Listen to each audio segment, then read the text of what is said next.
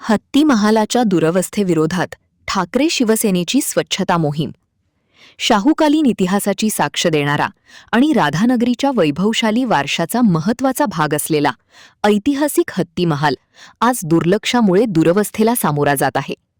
या ऐतिहासिक वास्तूच्या संवर्धनाचा प्रश्न ऐरणीवर आणण्यासाठी उद्धव बाळासाहेब ठाकरे शिवसेनेच्या वतीने शिवसेना प्रमुख हिंदू हृदय सम्राट बाळासाहेब ठाकरे यांच्या जन्मशताब्दी वर्षानिमित्त हत्ती महाल परिसरात स्वच्छता मोहीम राबविण्यात आली.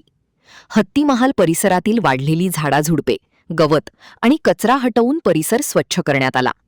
या मोहिमेत शिवसेनेचे जिल्हाप्रमुख प्रा. सुनील शिंत्रे यांच्या नेतृत्वाखाली तालुक्यातील पदाधिकारी आणि शिवसैनिकांनी सहभाग घेतला होता.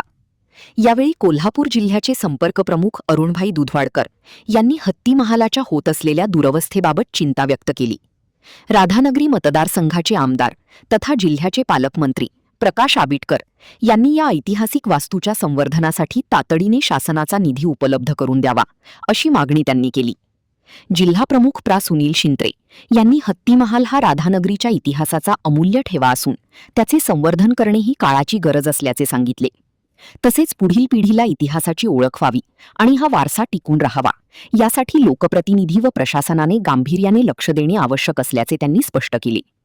या स्वच्छता मोहिमेत उत्तम शेटके, रवींद्र पाटील, विक्रम पाटील, दीपक तेली, रणजित काशीद, जमीर तहसीलदार, अमर डोंगळे, विमल पाटील, दीपाली कानकेकर, अरुण खामकर यांच्यासह शिवसेनेचे पदाधिकारी व शिवसैनिक मोठ्या संख्येने उपस्थित होते.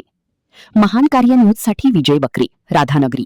बघण्यासाठी पर्यटक आज कोल्हापूर आपलं पर्यटकाच्या जीवावर चाललेलं पर्यटक. कोल्हापूर म्हटलं तर पर्यटक म्हणतो आपण. महालक्ष्मी मंदिर आहे, पन्हाळा जिल्हा आहे, आपला रंकाळा आहे, सगळं आहे. तसंच हा माझा जर हत्तीमहल चांगल्या पद्धतीने लोकांना इथे येणाऱ्या राधानगरीचं धरण बघायला येणाऱ्या लोकांना जर हे बघायला मिळालं पाहिजे. लवकरात लवकर पालकमंत्र्यांनी, स्वतः जिल्ह्याचे पालकमंत्री आहेत, पण स्वतःच्या मतदारसंघामध्ये जर माझं हत्तीमहल ओस पडत असेल तर याच्याकडे लक्ष द्यावं अशी तुमच्या माध्यमातून मी त्यांना आधी विनंती करतो आहे. याकडे लक्ष नाही दिलं तर तुमची भूमिका काय असेल? आमच्या लक्ष मग त्यांच्या घरावरच आम्ही मोर्चा नेणार आहोत आणि घराजवळ जाऊन आम्ही सांगणार आहोत.